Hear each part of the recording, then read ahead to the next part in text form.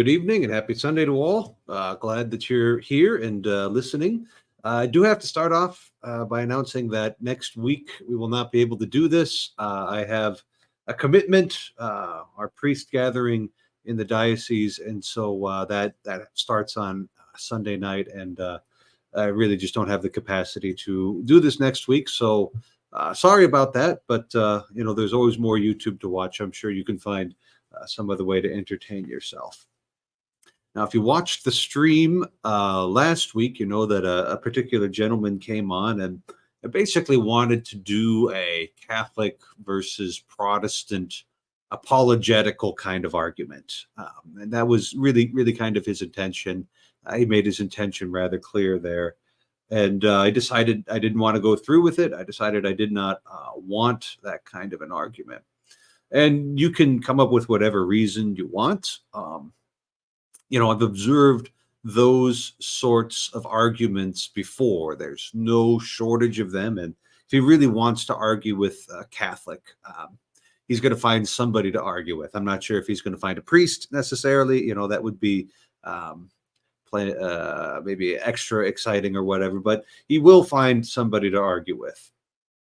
But these types of arguments tend to go in circles over and over again, a well-run groove. The same people, or they're not the same people, the same arguments being trotted out over and over again. And very rarely does somebody who's been well informed on one side make the jump for the other. These arguments aren't particularly effective. And I think probably the big reason for that is that between kind of the Catholic worldview and the type of Protestant worldview that this fellow was coming from, and oftentimes it happens in more different things, but this is what we're talking about. What counts as evidence and what counts as a good argument is not shared between the two parties. What counts as evidence, what counts as a good argument is not shared between the two parties. That's a huge problem right there. That is a recipe for people talking past each other when they can't even agree on what qualifies as a good argument. So the particular argument was about the commandment not to have any graven images. The other side from me would make the argument that, with our images, right, that we have in the Catholic tradition, we are violating that commandment. And this was something that was debated inside the church. The answer that we came up with was formulated in its complex theological sense by St. John Damascene. In the West and probably also in the East, he's counted as a church father. He's awfully late to be a father. I think that was 7th or 8th century by the time he was writing. So he would kind of be the latest of the church fathers, but he is counted as a father. So has a certain amount of authority in his, let's say, informal designation as a church father. Moreover, his arguments were taken up into an ecumenical council. The ecumenical council that condemned iconoclasm, which was a movement to get rid of images like the one behind me. It had quite a lot of pull in the East, a little less of a problem in the West in that era. Sometimes East and West were dealing with different problems. To the Catholic imagination, the fact that there's witness in tradition and there's witness in the magisterium to icons, images of our Lord, of Our Lady, of the saints being okay, that's a really solid argument. In the Catholic imagination, it's like, well, gosh, no less an authority than St. John Damascene said that this is okay based off the incarnation, that since Jesus came down and took flesh in the world, he was somebody that could be seen, somebody that could be touched.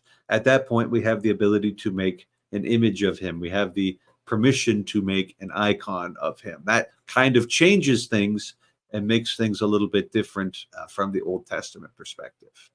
But from the perspective of what I'm going to assume is either a non-denominational or Baptist church, those aren't good arguments. You're bringing in some kind of accretion. You're bringing in the doctrine of men, which is covering up the pure doctrine of Scripture, which in his mind is very, very clear. So we don't have the ability to argue with each other in a common language that we both acknowledge and understand.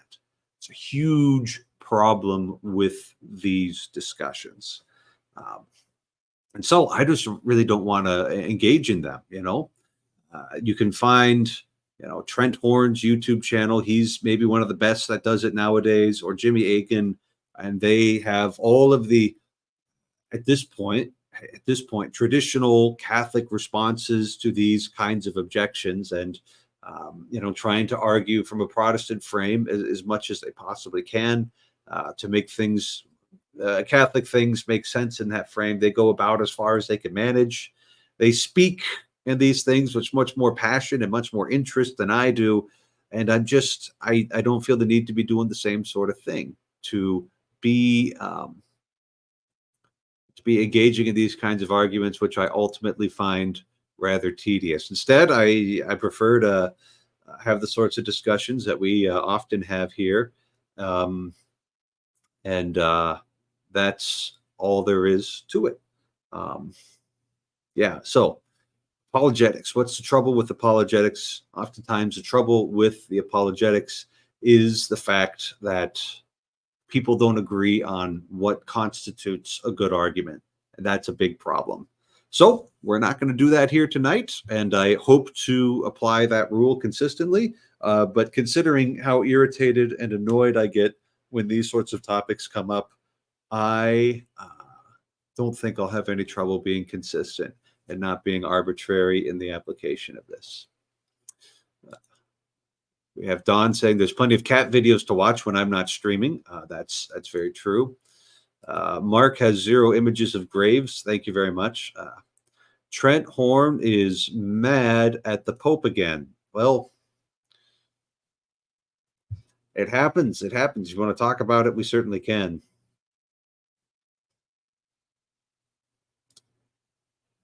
Tree of life is apart. Well, apparently knowledge of good and evil and life are not the same thing. And you could eat from one tree or the other, but if you choose wrongly, you might get kicked out of the garden. I'm not sure it gets much more complicated than that. It's starting to get a little bit fall-like, a little bit chilly here. We've got the link posted, so anybody who wants to come in and can chat, as long as it's not arguing Christian apologetics, because that turns out to be a bit of an infraction there. And apparently Mark's on vacation because he's not in his normal studio. Are you allowed to disclose your location? Am I allowed? I don't know. Do I have permission to tell people things? Is that the case? Yeah, I wanted to give you an out to in case you needed to say, it's classified. No, it's not. It's not classified. I'm up in Massachusetts, so doing the ELO farewell concert tomorrow night, and then I go back home where it's warm, because the one thing it isn't here, it's warm. So yeah, it's definitely too late in the season to be up in Massachusetts, where I think glaciers are forming at this very moment. At least from my perspective. What's the temperature outside, you big baby? I have no idea. Probably 10 below zero, 20 below zero by my reckoning. I can't. I think it's in the 50s or something, or 60s. I don't know. So it's colder there than it is here, huh? I just can't take the cold anymore. Yeah, I just absolutely. Although I'm doing okay. My hands were only totally freezing and numb for a couple of hours today. That's actually what do you know? It's colder in Boston right now than it is in Fargo. It happens. It happens. See? We've had a very warm fall. Yeah. So what do you do when people don't agree on what counts as a good argument? Yeah, I mean, that's always the problem. I mean, my tactic when I talk to people is to find out what their real point is. Because usually those people, whatever they bring up, that's not what they're after. Right? They're just right because the human tactic. It's funny too because everyone's into this like rationally, logically, whatever. Uh, almost all your behaviors subconscious or unconscious. Almost all of it for real. Like, well studied, well measured. I don't know why nobody talks about this. Most important thing for you to know. Like actually, the most important thing. Like Jordan Peterson, you don't know what you're up to. That is correct. That's right.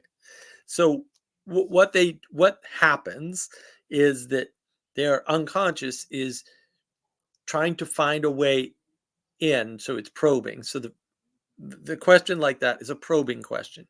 It's meant to figure out where you are so they can locate you and then use their arguments on the location that they found. Um, that never works with me because I know what they're doing, even if they don't. And I have tactics around that. Good one. One of my well-known tricks, and I used it last week, was you can scream at me about not being a good Christian all day long. I don't identify as a Christian, so you can't. Your insult has no import on me. But it was also good to know that, right? Because then you can see where his insecurity is, right? Because questions about something, religious or about faith or whatever, are almost always done by people who are uncertain of themselves, right? And unwilling to submit. That's usually the formula there. It's pretty simple, I know, but actually, I think if you dig, you'll find out that's always pretty much what it is, right? So you just need to find out what they're insecure about, and you can't obviously you can't make people submit to something that will help them because that trick never works. But it's good to know because you can at least give them hope, right? And sometimes when you give people hope, they crawl out on their own. Uncertain of themselves and unwilling to submit. Yeah, they have some sort of uncertainty, right? They're trying to resolve something that they can't resolve by themselves. Because And otherwise, why would you look at it? right, right.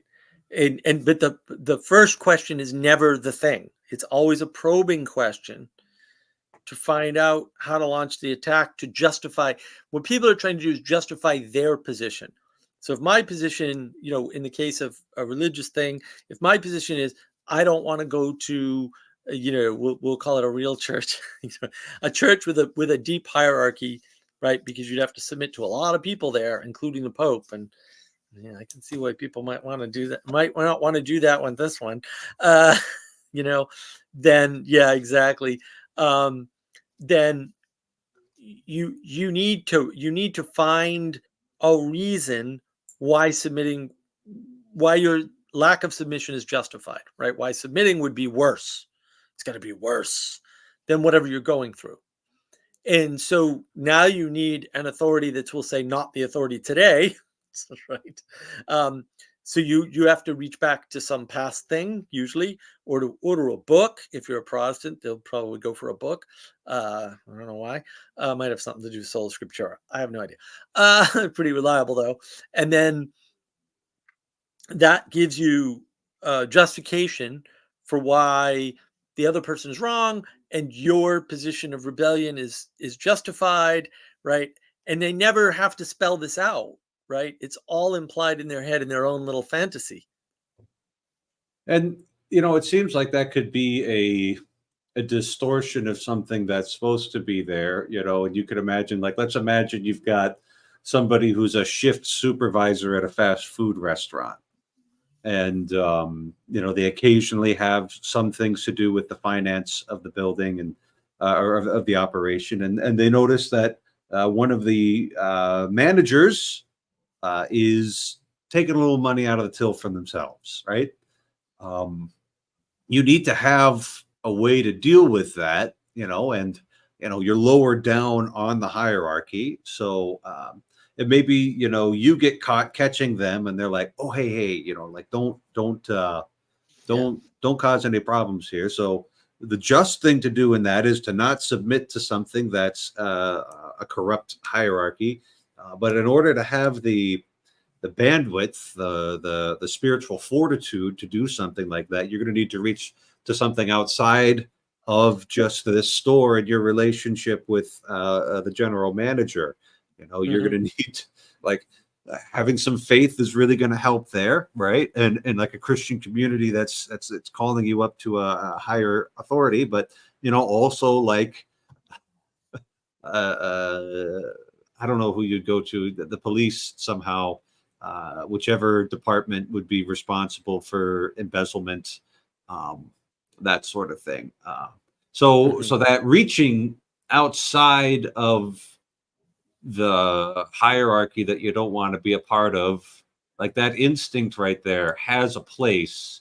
You just have to have it placed properly. Yeah, I mean, everything has a place, Right, but right. the justification. So what it really is, what's really going on is there's an unconscious attempt to justify a pre-existing belief by using this method, right, of rejecting. And I think one of the problems, so that the thing sort of you probably no one should look at, including me, um, is the degree to which we are now uh, actively seeking to make sure we're not talking to other people. Like, I read an article today. I just skimmed it because these articles are all actually the same article, written by different people over different times about exactly the same topic. And it was the headline was, robot kiosks for ordering at places like McDonald's are good for the job market, right? Um, and then proceeded to provide exactly zero data backing up what it was saying, but well, because with more efficient ordering, those people can do other jobs. And it's like, well, in theory, that might be true, but in practice, at like a McDonald's or a Wendy's, You're trying to keep your labor costs low. no, they're not actually. They don't care about labor costs at all, to be honest. They really don't. That's the funny part. Like, uh, did I point out to you when you were down in South Carolina how many people work at a Bojangles? We did go. We went to Waffle House. No, Waffle House is not a good example. Bojangles, they'll have like 12 or 15 employees, and you can run that place on 5. I guarantee it. I don't know why they have 12. I know why they have 12, 15 employees. It's good. It's good. Employ all of them. Thank you. I'll pay an extra buck for my chicken. I really don't. Chicken's excellent. Um, it really is that. Like, really, really, really. Like, you go to McDonald's, they'll have like 7 people. And the thing is, if you remove the people that are taking orders, and this isn't true of each individual restaurant, like I get that, um, nothing's going to change. Nothing is going to change. Like, zero things. And And one on thing the will other end, change. One thing will change is that over anxious millennials who hate talking to strangers won't have to yeah, talk to strangers quite as much. yeah, yeah, yeah. Well, and what happens is the cost of those automated systems far exceeds salaries for quite a number of years. If the As both of you are in agreement on this, I'm just going to believe it without any data backing it up. Bruce builds those things, and I've built Yeah. many similar things. So yes, uh, as people who have built those things, we can tell you for sure that cost is far greater than you can imagine, and Versus that training a 16-year-old me to run the till. right, that system will either become obsolete, break in an unrepairable way, or be superseded by technology before you get that money back, for sure. There's no question about it. I've done life cycle. I mean, actually software life cycle is my specialty technically. Um, and there's other problems. Like, the whole time reading the article, I'm like, but often I don't actually know what I want on the menu. and I actually need a person to suggest something, because people are good at pointing and aiming you in a direction and giving you advice. And you know what can't do that at all, even a little bit well, is electronic recommendation systems. Yeah, I know the electronic recommendation system for your music system is actually not bad. I get that. That But have a lot of also, data that, yeah, like, but also, if I see a 6'5" football player come in and say what's good, I'm gonna get him a big meal because he's hungry, right? But like right. a little 5'2" woman, like, I'm gonna suggest something different because I could just tell she's not gonna Or, eat the same way the football player's gonna or they can ask you questions like, do you like tacos? It's like, yes, I do. Do you like spicy taco? Right. Okay. You want the spicy chicken sandwich. Yeah, Oh, yeah. okay. Right. Because they can do things like that. Computers can't do that. But also, like music recommendation systems, yeah, I break all of them. All my music recommenders suck. And this is annoying. This is really annoying. I know why and how to fix it. But I don't have Mhm. access to their algorithms, so I can't fix Oh, it, okay. which is fine. I don't care. But Is that just a matter of eclectic tastes? it's a matter of what they're looking at within the music. And I don't know all the pieces that they're looking at because I don't have their damn algorithms. They're all looking at different things. It's interesting to look at the differences between like what Amazon Music thinks I like and what Google thinks I like for music and what Spotify thinks I like for music and what Pandora thinks I like for music. And it turns out that usually when I listen to Pandora, um, my buddy curated Pandora playlisty thing over, I don't know, 6 years. That's awesome. The Pandora automatic system's nowhere near as good, right? And so even if they're good, they're not that good. Right. But if you haven't compared them, and of course I'm way data science geeky. I've actually done numbers. I do numbers on everything. Unfortunately, I can't do math, but I can actually count. So You just make the the computers do number the of math people for you. Yeah, the number of people that don't count, like actually don't actually count, is amazing to me.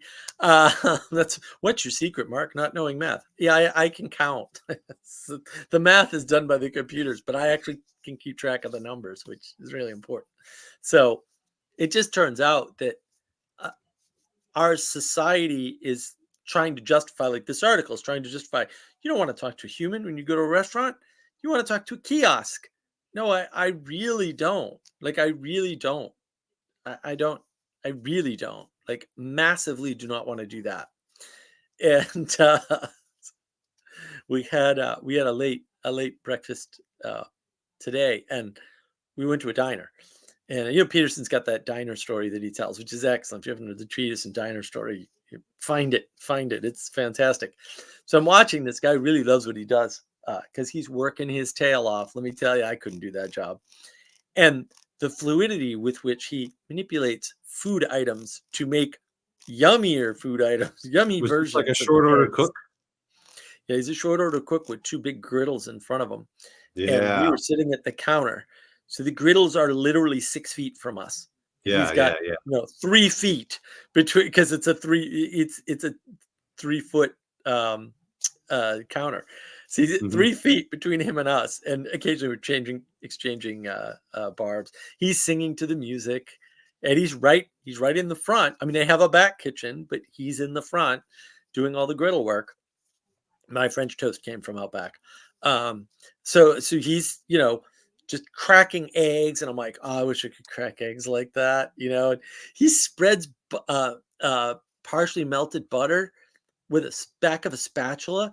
I'm like, oh, dude, man, if I could do that, I would be the man. Like, this looks great, And there was a time when I had my Brookline apartment, back in the before days, practically, where I had a chef's kitchen with a griddle, and I cooked breakfast for everybody every Sunday. Every Sunday, it was my favorite thing. I had eggs, I had pancakes, I had French toast, whatever you wanted, bacon, the whole 9 yards, sausage. You just tell me. I I had it. Would cook it up. I had a great time. One of my favorite things to do actually was, I don't want to do it all the time. I don't want to cook every day, but man, if I can cook a couple times a week, a really nice meal, and it's set up, and the setup I had was because the apartment was just owned by a chef. I had a Jen Air professional cooktop with a griddle where you flip the griddle up and the broilers underneath, and then there's no the ovens on the side up high, like at stovetop height, and underneath the stovetop are two doors. You pull them out and you pull out these trays, two trays, all your cookwares right there. And behind you is a counter that you can just a little countertop you can cook with. So you can literally just turn around, grab your chopped items, turn around, throw them on the stove. It was amazing. It was amazing. I miss that thing. Miss it every day of my life since. Hello. Hey, Jim. Hi, how are you? Yeah, we're just came across your stream. I'm from Sydney, Australia. Oh my, what time is it there? Well, here it's 10:56 a.m. Monday morning. So we're hearing a news missive from the future then. Future. Tell us the lottery results. No, is this a Catholic channel? I mean, it's my channel, so there tends to be a lot of Catholic stuff on it, but we talk about kind of whatever comes up. So no, because I'm a trad Catholic, that's why I. Oh, okay, yeah. Well, you're most welcome here. We just just behave yourself, and we can make things happen. Oh, certainly. Yeah. Certainly. No, go ahead. I interjected, unfortunately. Just go. Oh, yeah. I don't know what the theme is. I saw those scholars. I saw those scholars that I must come in. I hope I'm not intruding. You're not intruding. You're not intruding. Mark Not was at just finishing up whatever he was talking about. I'm just He's got a very curious. interesting surname, Lefebvre. He's the rebel pre-Vatican II priest, as you probably know the Latin. He wouldn't know about that. He wouldn't know about that. That's it's too deep of the lore for him to have engaged in. But yeah. So I'm just curious. How did you find me? Sheer accident. I'm in my office preparing for court matters and listening to various interesting chats, and you just came on. I said, "Well, he's open, and I'll get on and say hi. That's all. No more, no less." Okay. Well, I don't want to be controversial or anything. If I'm no, that's quite a relief. Intruding or whatever, let me know. Yeah, you're doing just fine. You're doing just fine. Were you raised Catholic? Yes, I was. Yes, no, I was born here in Sydney. I was educated by a Christian brother, St Mary's Cathedral, which is the main church here in Sydney. Irish Christian brothers. Our Prime Minister went there, but he's a Marxist. But anyway, that's another story for another day. It's a loony left, basically. I mean, I was that when I was, 18, 19 and all that. But I went through that phase like most people, immature. Unfortunately, he remained like a melon, green on the outside and red on the inside. Interesting. Well, that's fun. That's fun. Yeah. Sorry, what was the theme? I feel like a real bad. Well, if you see the intruder. title of the video, it says open mic. So we just kind of. I always start off with a little spiel on things and give my 2 cents on some topic. But after that, things just kind of meander wherever they're going to. So. Anyway, I'm sure my Mark's here every week. I'm sure my audience doesn't mind hearing another voice chime in, and we've got Bruce chiming in from the Eastern Seaboard. How you doing, Bruce? Hi, Eric. How are you? Doing all right. You're a little quiet. Let me see if I can turn you up. Oh, maybe it's my fault. It's his fault. He's got too much fancy audio equipment. Yeah, that's fair. It probably is my fault. I've turned you up as loud as I can go. Okay. Well, we'll see. It could also be Chrome. Can I, Eric, Father Eric, what denomination are you? Obviously, it's a Protestant denomination. You're a priest. No, I'm Roman Catholic. All right. Yeah, no, you can see the divine. You're Nova Sordo. You're Nova Sordo. Oh yeah, I'm a diocese of Fargo, North Dakota. That's where I'm stationed out of. All right. Yeah. So It is we're North and South Dakota. Yes. yes. It's you go any Mount farther north. Rushmore is around there somewhere, isn't he? That's South Dakota. That's Oh. like a solid 10-hour drive from here Right. at 140 kilometers an hour. The Midwest is huge. I don't know whether I can claim that I've ever been to America. As far as I got was Hawaii, and I know that's one of the 50th states. So I've never been on mainland. So when people ask me, "Were you ever in the States?" I'm sort of in a dilemma. I say, "Oh, yes and no." Yeah, Hawaii might as well be another country. It is the Yeah. United States officially, but it's hardly Yeah, the I culture do. and the place. Yeah. It's close to Australia. It's not that far, halfway. Yeah. Yeah. My brother lives in Hawaii. He's been there for like 12 years. It's a great place. Yeah, so also on this channel we're doing the Moby Dick book club, and the more I learn about the ocean, the less I want to have to do with it, because it's just a little too dangerous, Well, Australia certainly is, yes. Our sharks and crocodiles, not crocodiles, crocodiles love Spiders and tourists. snakes. Snakes, yeah. Yeah. Yeah, the ocean is a double-edged sword. It has life-giving and life-taking properties.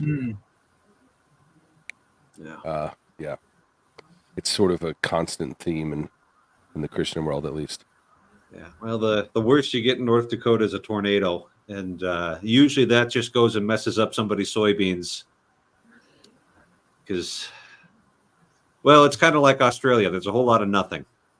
Yeah. Oh well, it's a whole well, yes and no.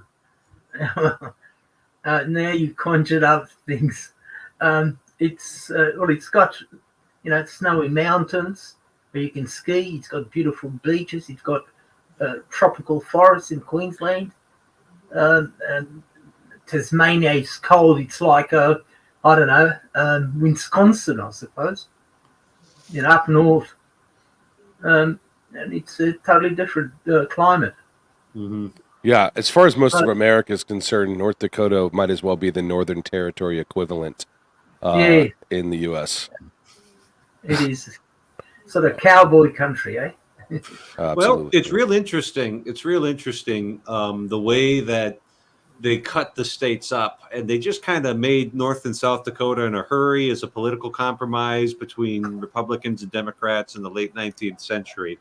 But culturally, it would be much more fitting to go with East Dakota and West Dakota, because you get the transition from, relatively abundant rainfall to much drier steppes in the middle of the Dakotas. That changes the way you do your agriculture. So there's a lot more farming in the eastern half of North Dakota where I'm at.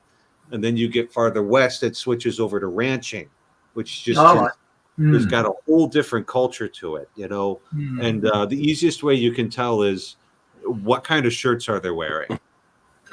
Farmers are going to wear a short sleeve shirt and like a baseball cap, whereas the ranchers are going to wear long sleeve shirts, blue jeans with cowboy boots, a big belt buckle, and a cowboy hat.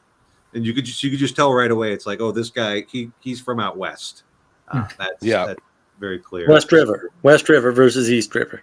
Mm-hmm. We don't have the river to actually divide that up for us, but it's basically that kind of thing. And it also tracks in with a favorite book of this channel now that I've finished it is American Nations by Colin Woodard. Is you also get the difference between Midlanders and the far west culture. So that's true. Yeah.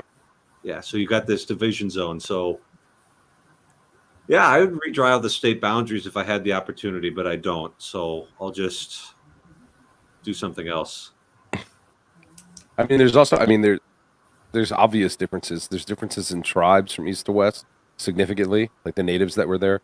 They're it's not even the same culture or location or anything about them is similar in any way. So it is interesting how they're one giant state.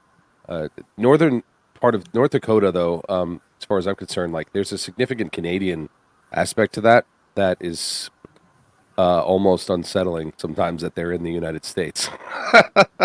But it kind of doesn't say the same about Minnesota. So you mean like Canadians just coming down to do shopping or something, or?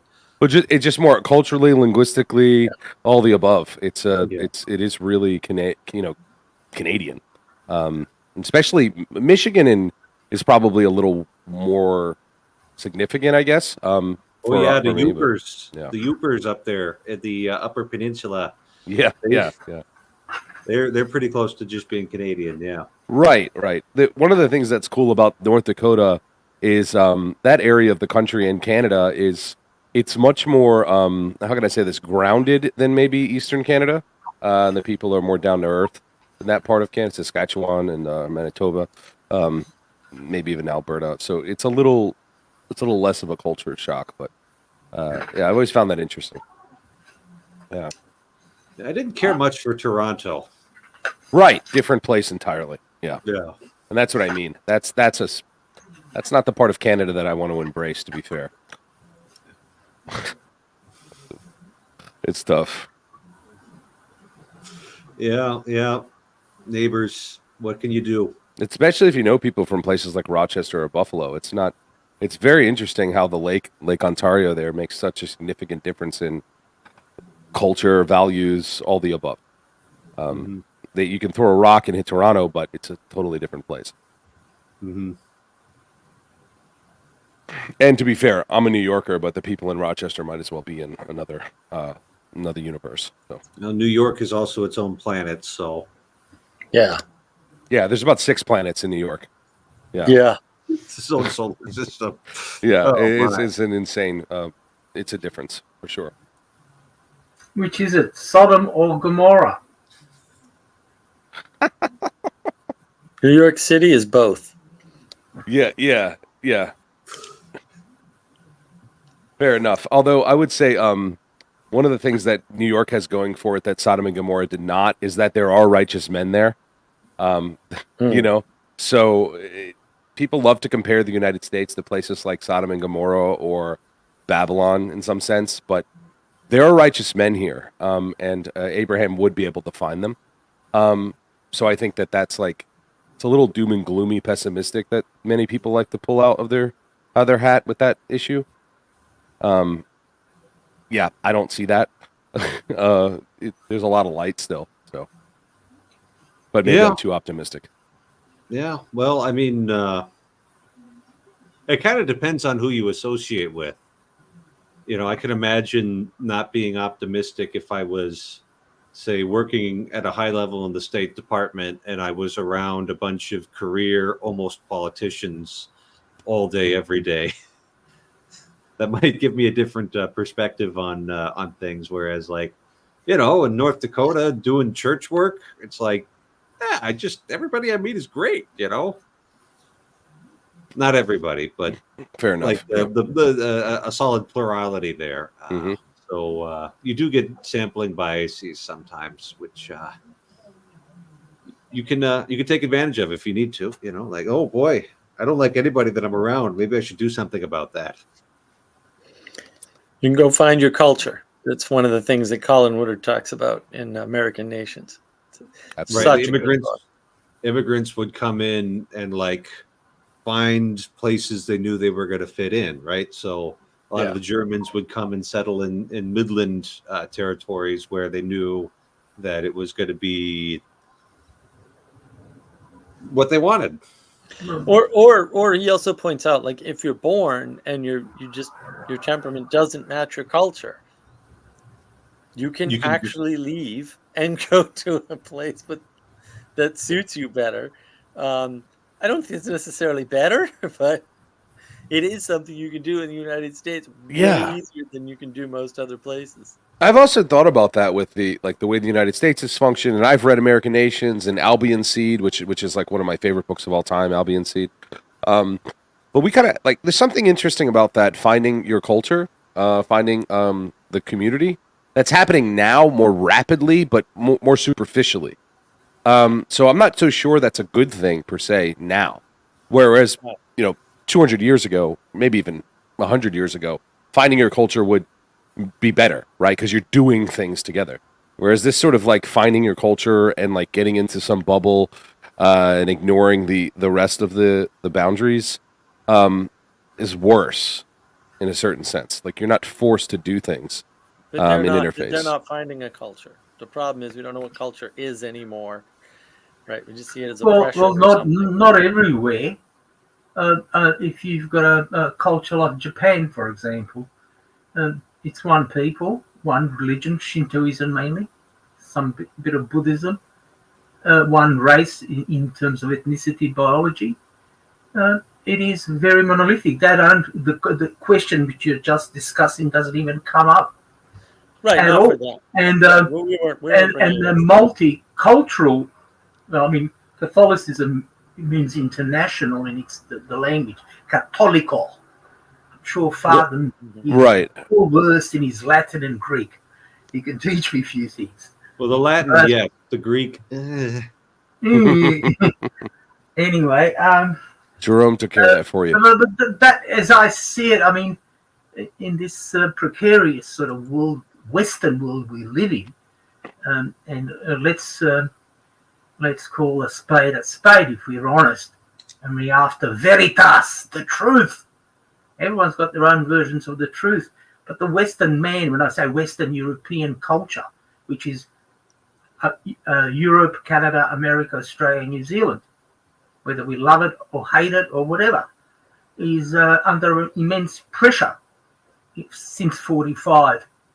And this is the elephant in a room because of the political correctness. Everybody's weary and worrisome in their discussion. And I fully understand that. Being politically incorrect is not conducive to one's career or future job. And that's unfortunate. It's Orwellian mixed with Aldous Huxley's Brave New World, and unfortunately, the Western world, the so-called degenerate, our world, when I say white man's world, if you want to be precise and succinct, is I would compare it to 3rd century Diocletian Roman Empire, where it's decadent, dissolving and perverse. Yeah. But anyway, that's my take on it, historically speaking. I don't think you're going to get a whole lot of argument there. I think it's actually, I was thinking about this earlier this week about what are people getting at when they're talking all about diversity, equality, and inclusion? Like what is the play there? Why are they talking about that? And you'll understand it, I think, if I say that I think the diversity, equality, and inclusion has a religious kind of function for people, where it binds them to something and it binds them to each other, and they can all cooperate on account of the binding that they're doing with each other. And but it's like, okay, you can't have diversity as a goal. Diversity might be useful in certain situations when you need to get a lot of people to cooperate towards another goal, but diversity and inclusion, like that actually can't be the final goal itself, right? You could do diversity and inclusion if you've got a bigger goal to work towards, right? So when President Truman integrated the armed services, it actually worked out fairly well. I'm sure there were tensions, I'm sure there were problems, but like you put a bunch of guys in boot camp and make them all do the same thing over and over again. You basically make them enemies of the like the drill sergeants, like a competition between the drill sergeants and the recruits, and then put them in a war zone and tell them to go fight. It's like they're going to figure it out. So the diversity there actually works pretty well. And so I think that diversity front that's being put forward is at the service of expressive, like self-expression. That's the way we put it, or this idea that I can generate my own identity. Right. And so, but it ultimately can't be entirely inclusive, because you're going to have bigots like us who say you don't have the capacity. You don't have the capacity to generate your own identity. You don't have the capacity to carve yourself out of marble. And an awful lot of what you are and who you are is given to you already without you having been asked. And that's ultimately this idea that we can identify ourselves ultimately has to resolve into rebellion against God. So it's a satanic self-assertion. And that's what it's all in defense of. This front of diversity, equality, and inclusion, because you can't really sell, being satanic to people. It's not good marketing. So yeah, that's what's kind of going on right now. Yeah, I agree. I do think that though maybe there was I'm playing a little devil's advocate here, or trying to steelman some of the position. Initially, I think there was a higher goal, to some degree, and it was sort of presupposed that diversity would strengthen the ability to get to that goal, as opposed to diversity as the goal. If that makes sense. So I think maybe initially, or maybe even still, the argument was we can have better strength with a diverse group of people with different worldviews, different values and cultures that bring something to the table that maybe I don't. But the problem with that is there's a select class of available opinion, diversity allowed, certain, so that's actually not happening. You're not having like an actual coming together of the kingdoms, as it were. Well, you can't. You can't. You technically can't, right? So the problem is in the formulation itself. It's self-refuting. Diversity and equity are opposites. They are always opposed to one another. And inclusion, if you're including something, it becomes undiverse immediately, right? And if you have to include it, it's not capable of being equitable. All three words contradict the other two, like all by themselves. It's just foolishness, because even if you have a higher goal, all diversity is spreading that goal out and destroying it. And it's a flattening of the world, as I like to call it. But I want to go back to the first thing Jim said, which is this search for veritas, for truth. I think that's deeply correct, right? Because this is what I refer to as the age of gnosis, where people are equating knowledge with propositions, and propositions with the highest value. And whatever your highest value is also true. It should be other things, but it's certainly true. And so whatever anybody says effectively becomes valuable, right? That's why we have to let people speak, right? But of course that doesn't work, because some people are stupid, and some people are wrong, and some people are ignorant, and some people are malicious, and they will say bad things to say bad things because they want to watch the world burn, because they're bored. In some cases, they have other motivations. There's tons of them. It doesn't really matter. Those people exist, and with technology, they have very, quote, equal voices, or very loud voices, and that's part of the problem. Is that if you don't notice these little things, like, oh, these words you're using can't be ever go together, ever, then you can get fooled into thinking they're actually talking about something when it's not. They're trying to cast a spell on you so that they can be in charge, and you basically have to go along, because otherwise you're violating these three things that are important to you: diversity, equity, and inclusion. It's like, okay, well, maybe those things are important to you. I get that. But because they're contradictory to one another, you need to find, you strike a balance is one way to put it, but you need to find a way to measure the costs and trade-offs and act appropriately. And you can't do any of that without an actual goal that's stated.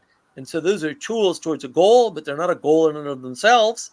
Another trick they've played, right? Even when you combine them, they don't form a goal, right? They're still just tools within something else, and without a goal to measure how well you're using your tools, and to use the tools on, all you're going to get is more chaos.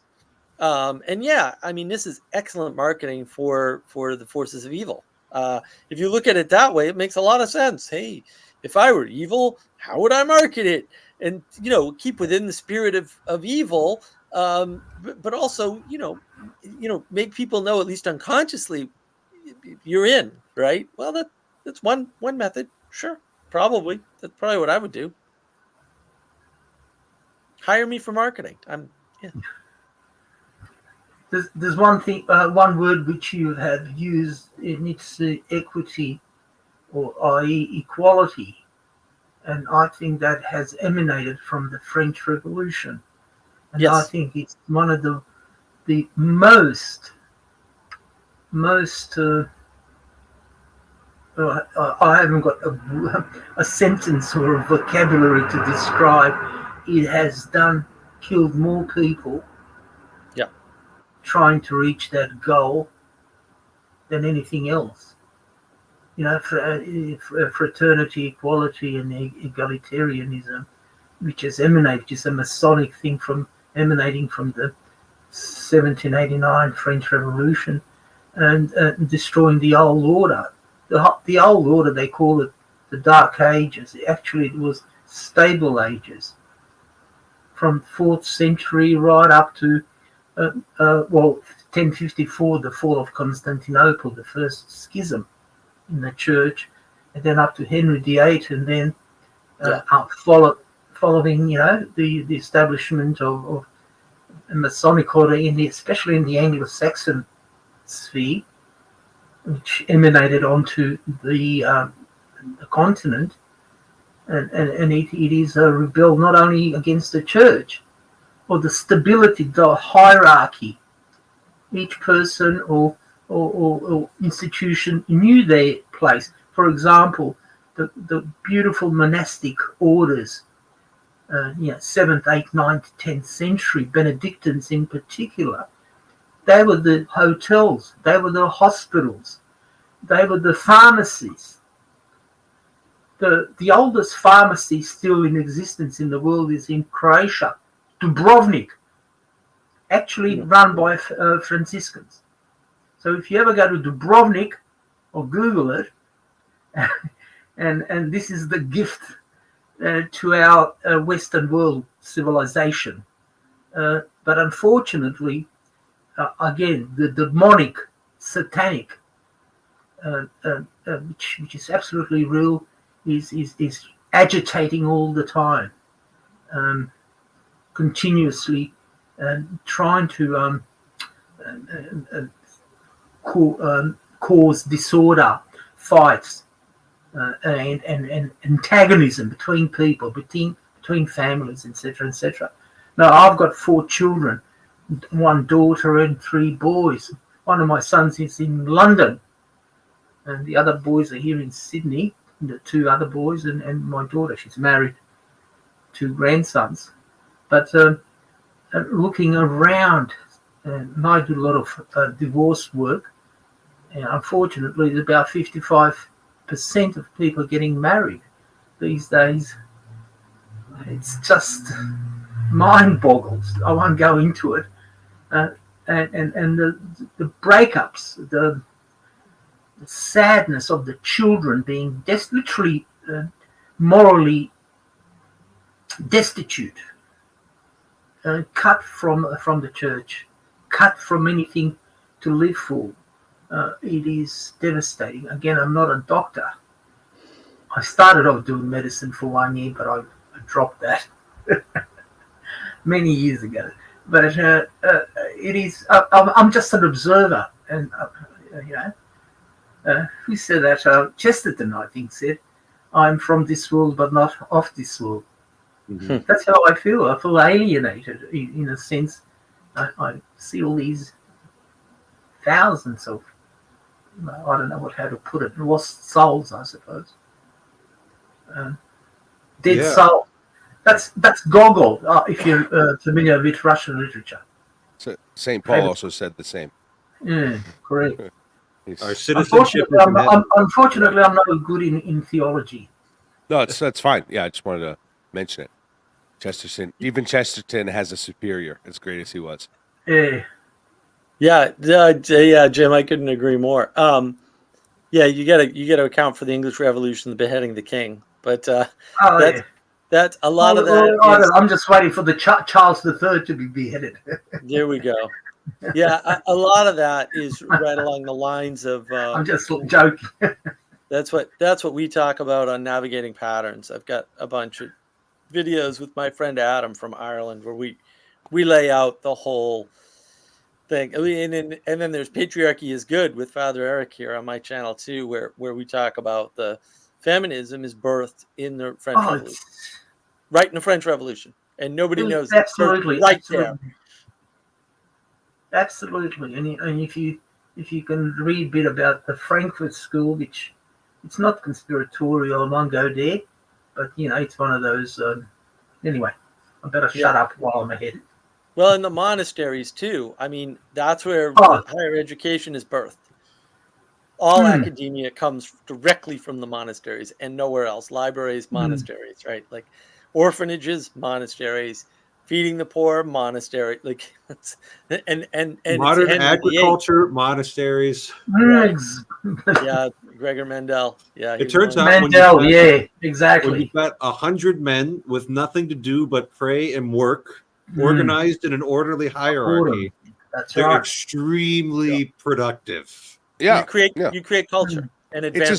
It's as old as ancient Jewish culture. Right. Every boy required to learn and work and study the Torah and memorize it so much as they could. And those people were extremely productive. You know, and you also had to be more than just a monastic or equivalent of, right, a rabbi student. You had to be, and the best of them were poets, fighters, kings, you know what I mean, theologians in some certain sense, worshipers, all of that. When you lose that structure with the patriarchy as well at the head of that, then there's no real aspiring to be great like your fathers, and I'm not advocating for rabbinic or even old tabernacle Judaism, but I'm just saying that the pattern is there. Yeah. Mm-hmm. Yeah. In some ways, that's a tightening of the pattern, right? Because it's a small population, so sort of like everyone's a monk or has the potential to be a monk. Whereas when the Catholic Church fires up, it's a whole different game. All of a sudden, they divide it out into sections and specialize at the society level, right? We have the church and the monastery, and a monastery is actually holding the church up in some sense. And now that it's gone, the church isn't being pulled up in the same way. And all those duties have been spread, and government keeps gobbling them up. And the church keeps receding too, and giving government a bunch of things like hospitals that they shouldn't have any control over or say over, right? And it's just getting worse and worse and worse. I don't know if I should conjure up the subject of our Pope Francis. Again, I'm not here to criticize or to in a position, but I personally speaking for myself, subjectively, I think that he's a sort of South American liberation theology and the Jesuit. They used to be the defenders of the faith, one of the last orders of the Catholic Church, and most educated intellectuals. I mean, they used to, before you were ordained a Jesuit, you had to spend, I think, about 18 years. They send you to medicine, do engineering, do philosophy, do whatever before you go back and do your theological studies. Unfortunately, what I can't comprehend, that's why I sort of did the whole circle, came back 360 degrees, our beautiful Latin magisterium, 2,000 years of old. You could go to any church, Catholic church, in China, in Africa, in South America, in North Pole, South Pole, Antarctica, and you could listen to the beautiful language of the church. And that since, again, under John the 23rd, has been fortunately or unfortunately taken off, trying to become of this world, acclimatize. And church always used to be for the underdog, rebellious like Jesus Christ, stood for the underdog, the man, the small man, the worker. And unfortunately, as I see it, again, I could be mistaken, proven wrong. Who am I to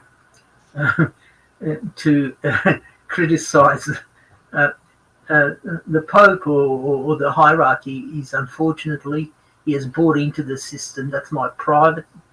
If I'm wrong, I seek God's forgiveness, but that is my private belief. It's maybe even not appropriate to criticize, because when you go to Mass, you all pray for longevity of our Pope, whoever he is. So I'm a little curious, Jim. Did you grow up going to? It sounded like you said you went to the Latin Mass. Did you grow up doing that, or did you find that when you were a little older? No, I'm. You want to know my age? I'm on that cusp. 60 in 65. I was 6 years of age. 6. 59. I am born 1959. So yes, I was that sort of. I do recall, the altar. The whole facing of the church, the main altar. Now you go to when you go to any normal, so-called normal Novus Order church, I go there for a bit of entertainment. There's a guitar, there's kumbaya, and it's like a Protestant. It's a concert. It's not celebration. A genuine, as I said, we believe in the genuine. Presence of a body and blood of Jesus Christ. That's what we celebrate in the Mass. I don't feel that spirituality. That again, it's only me. I hope other people feel and think differently. But last night actually I was over at a friend's house for supper, and he had a few other people over, and he's one of my friends that attends the Latin Mass that I get to celebrate on occasion. And he brought along somebody who's like really just recently fallen in love with the Catholic Mass. Grew up Lutheran, but him and his wife came to it, and they're just absolutely in love with it. And they're understandably a little upset about some of the restrictions that have been placed on it, and the implication behind those restrictions that there are further things that you might see coming. And I think one of the benefits we can get from studying history is a little bit of perspective. And if you just read like the one paragraph version of the Arian crisis, you get the sense that it was 3rd century in Constantinople. Yes, certainly. Yeah. Right. So you get the sense that it was like, they had this dispute, but then in 325 they mostly took care of it, and then by 381 it was taken care of. But you had like Arian bishops in the West until like the 5th or 6th centuries, right? So this crisis about the identity of Jesus went across centuries, right? It was not something that was just resolved quickly. Yes. And so I think it's really important to look at kind of the way the church understands the magisterium. You can think of it just like it's like a whack-a-mole thing. And sometimes when it's functioning really well and things are very clear, I can just say, yeah, that book is way out there, don't read it.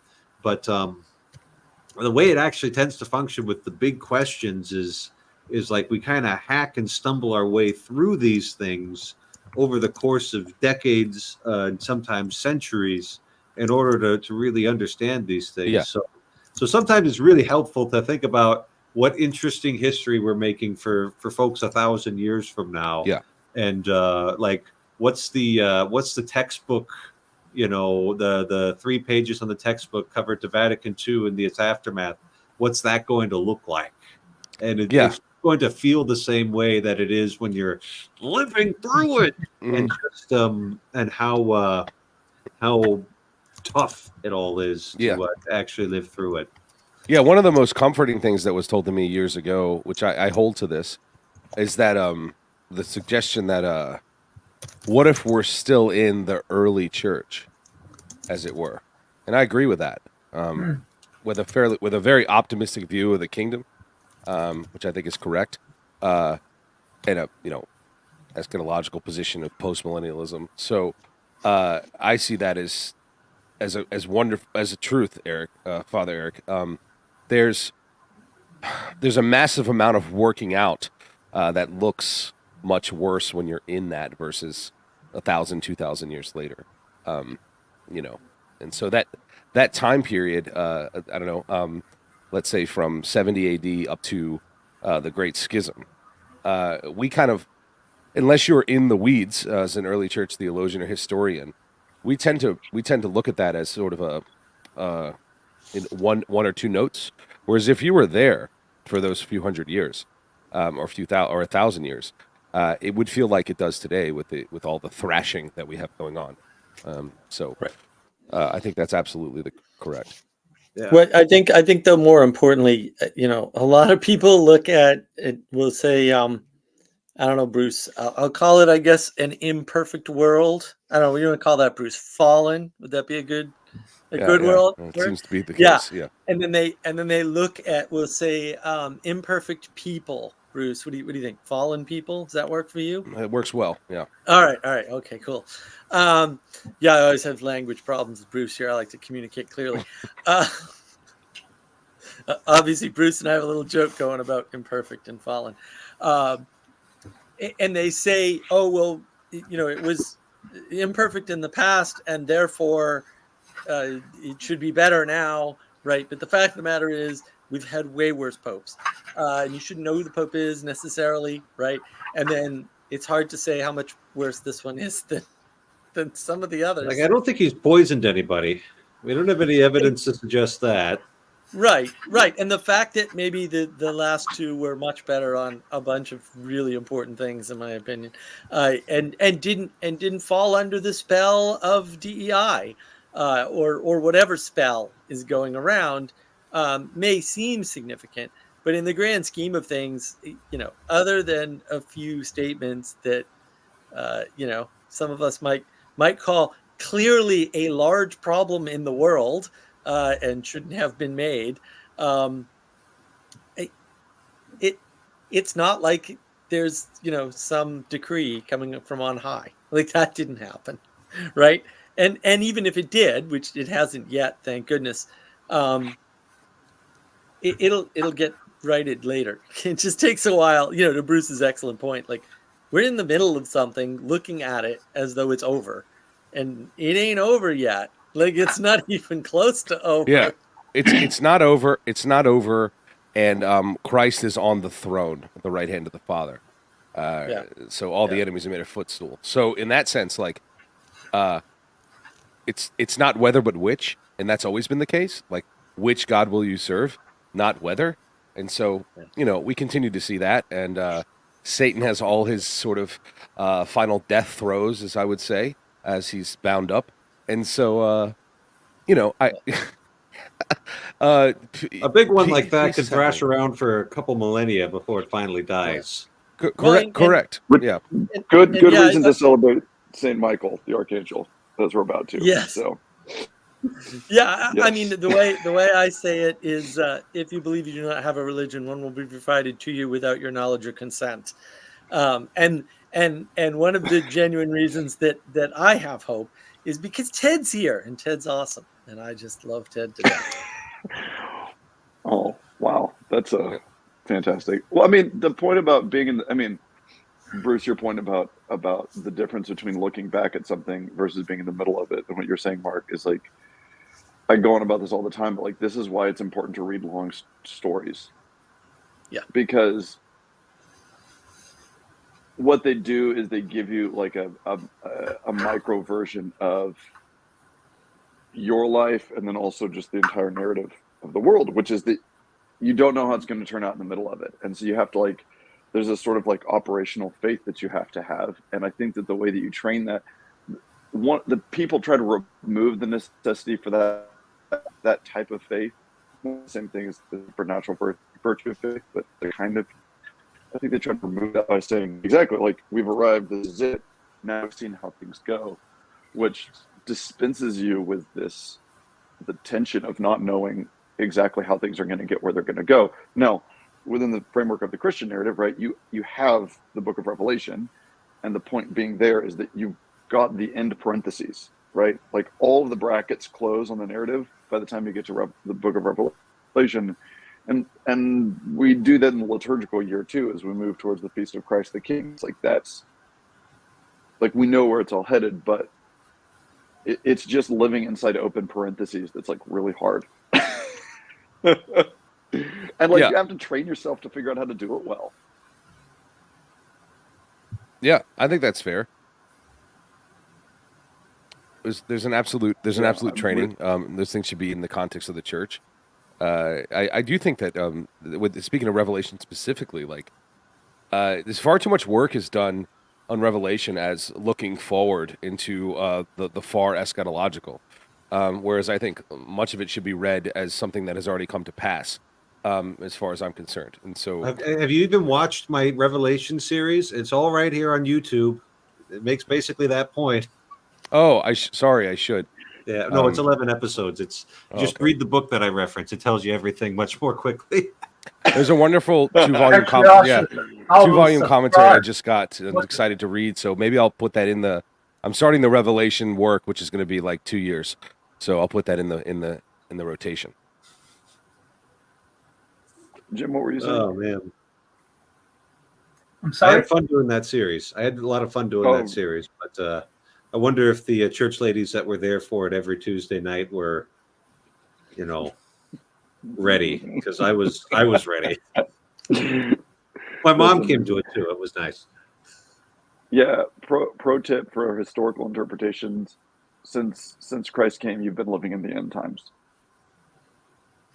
It's like, when are the end times coming? It's like, we've been in them for 20 centuries. Well, that's putting it in a perspective. Wait, aren't the Apache helicopters coming? Isn't that one? That's a Protestant thing. We don't do that here. No, I don't do that either, and I'm a Protestant. Yeah.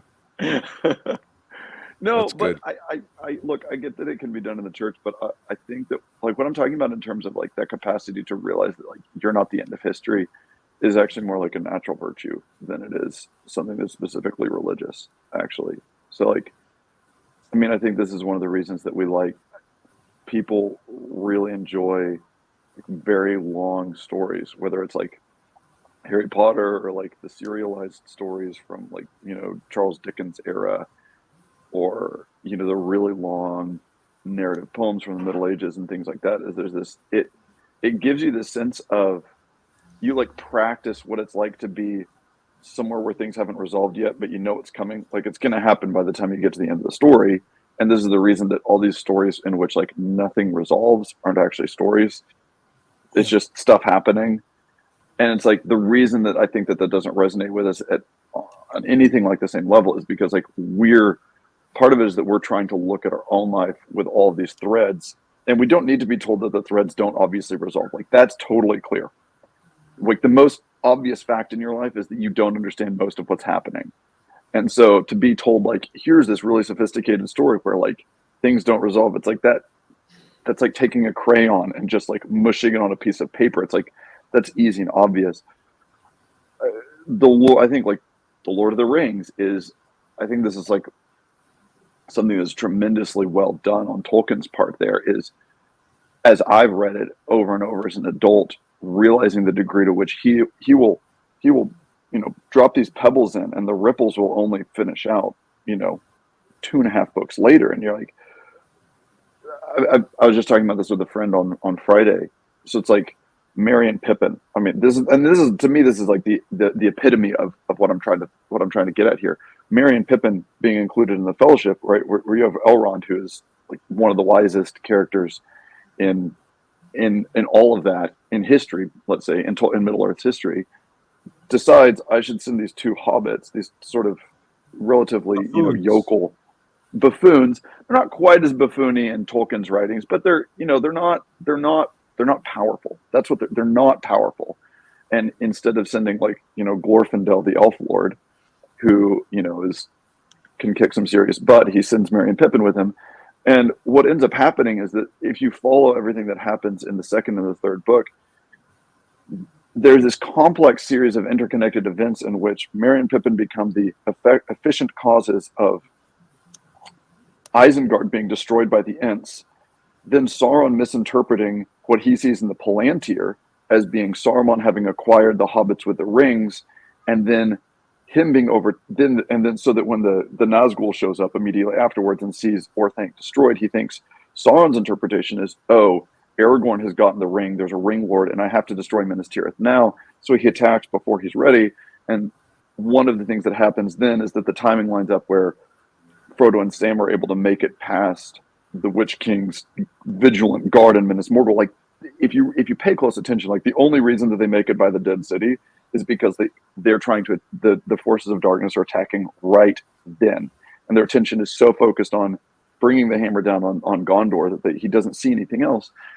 And then, because Aragorn chases after Merry and Pippin, he's there to, one, make sure that the Battle of Helm's Deep is a victory, and places Aragorn in the right place to go walk the paths of the dead, and which ends up being pivotal in the Battle of Pelennor Fields.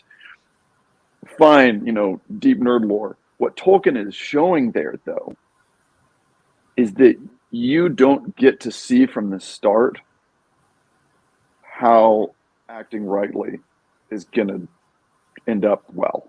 Like, you don't get to make those demands on the world. You just have to do the right thing. But you don't have to do that without having some assurance. And so, like, reading The Lord of the Rings is one of those ways to, like, train yourself to think, like, I can see, even if I can't see from the start, there are ways that these hidden things come out on the other side if we live faithfully. Right. And the amazing thing about Tolkien is none of it feels contrived. There's never like that's really convenient that it worked out that way.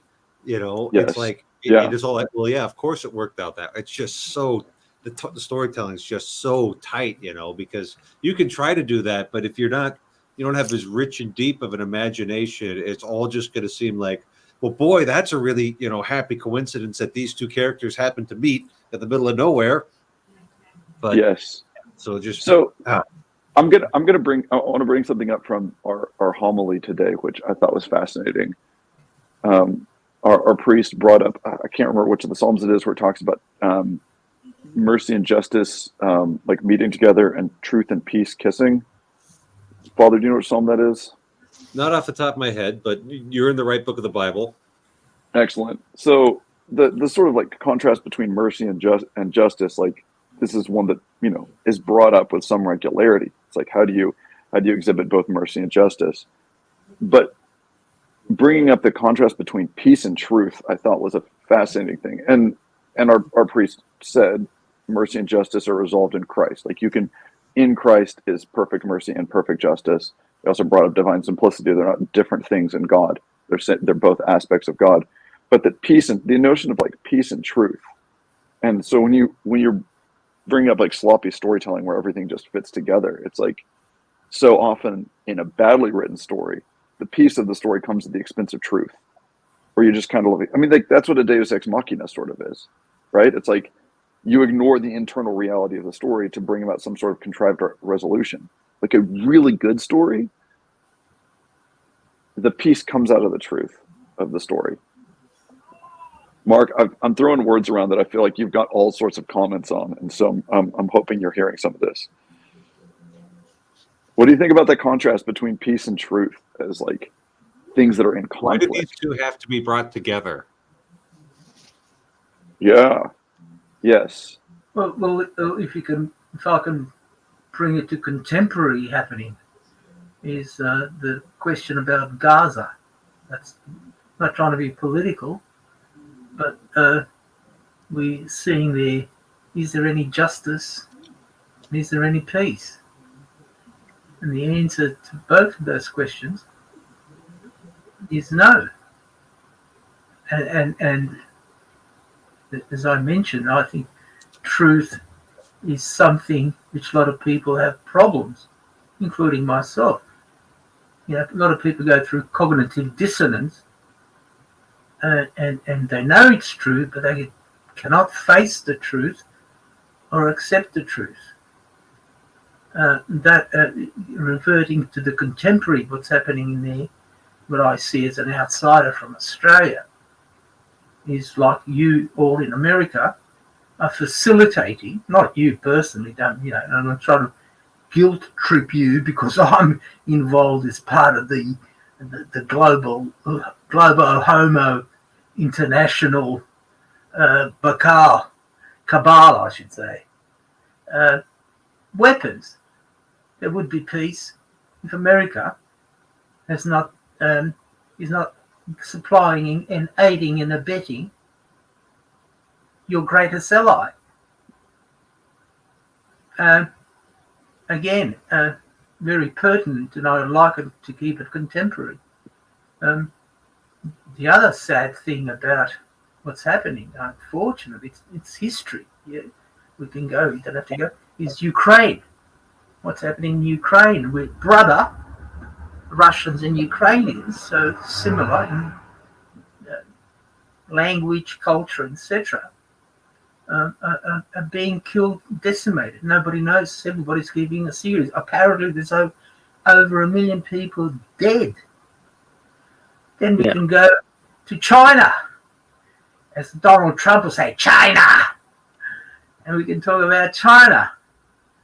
And as you know, Uyghurs, they're not Catholic or Christians, Chinese Muslims, and they're in internment camp. In other words, concentration camps. No one blinks an eye. Can I use the vernacular? No one's got the balls when you talk the truth and justice. I mean, I can go on and on. I'm sure you can also go on and on. And we've got to, as a good Catholic, total imperfection, sinful, you name it, it's me. But we have to put it in some sort of a perspective. And unfortunately, a lot of people do not put that in perspective at all. Not everyone's equal. Again, this is the stark reality. You know, I've got 4 kids, all different. Intellectually, look different, height, you name it. Ages and all that. So what I'm getting at is that there is evil. We have to acknowledge that. And what I can't get my head around, again, I'm one of those generations where I see, for example, our local church, you know, they used to have a main altar, you know, from they took that and they just put a tabernacle there on a little stand and a couple of angels on the side. I mean, why have, you know, a beautiful marble altar? History, whether it's Novus Ordo, whether it's traditional Latin, you don't destroy it, for crying out loud. And that sort of, I see that sort of a change, in my humble subjective opinion, is no good for the church. I mean, although especially the Western Church, I'm talking, I say Western European Catholic Church. I'm being more specific. It's expanding in Africa and not so much in South America. A lot of Protestant, what are they called, Zionist Christians and so forth, are sort of making inroads. Which was usually traditional Catholic, like in Mexico, as I understand, and various other places. But again, I'm sounding very pessimistic, very doomsday. But I love Oswald Spengler. I think he's one of those great historians. But as Friedrich Nietzsche, the nihilist, said, man will kill God, but he will have to create a new God. And this is our contemporary God. COVID is our new God. Climate change, our new God. Yeah. None of them, I think, are really transcendental worthy. Is gone. Yeah. None of those are really worthy substitutes there. I am thinking a lot about the psalm that you brought up and how these things can come together. And you've got it's all about forgiveness, that entire psalm, and specifically the people of Israel confessing their sins, crying out to God, and asking for forgiveness to come down upon them. So, convert us, O God, our Savior, and turn off thy anger from us. Wilt thou be angry with us forever, or wilt thou extend thy wrath from generation to generation? Surely his salvation is near to them who fear him, that glory may dwell in our land. Mercy and truth have met each other, justice and peace have kissed. And so it seems like the only thing that can wed these things together and make these things possible is kind of like the humble confession of our sins individually and collectively, and asking God to heal that, basically. And like there really isn't any other way. Doesn't that seem like it's a working out of the notion that like, Christ's sacrifice on the cross is what like holds the universe together? The things that like on an ontological level, like the things that are against the will of God, like will just pull reality apart. And like something has to give there, and it ends up being God. And then to the degree to which we participate in reconciliation and forgiveness is the degree to which we're also participating in the holding together of the cosmos, basically. Like, I think it was something a long time ago that Pageau brought up, that he didn't sell this as something he like as idea of his, but just that he'd heard that the notion of the removal of the holy ones from the world at the final cataclysm and the falling apart of the world are the same thing. Like when you take God's holy ones out of the world, that's it. Like they're not separate processes. It is the degree to which there are, and we were talking about this at our men's meeting on Friday about just some of the interesting history of the Catholic Church in France in the 17, 18, and 1900s, and just these interesting visions that various religious had, like with regards to the what is that? Our Lady of La Salette? Yes, with the Holy Face, and then the devotion to the Holy Face of Jesus, and the related miracle with the Shroud of Veronica, and just like these things about like the faith of these small groups of people in the midst of this craziness being enough to preserve a nation, to hold a nation together. It should actually be really encouraging, right? Because you shouldn't look at that and say, well, we have to take over the society and we have to be the moral majority. It's like doesn't seem to be how God operates. He's much more concerned with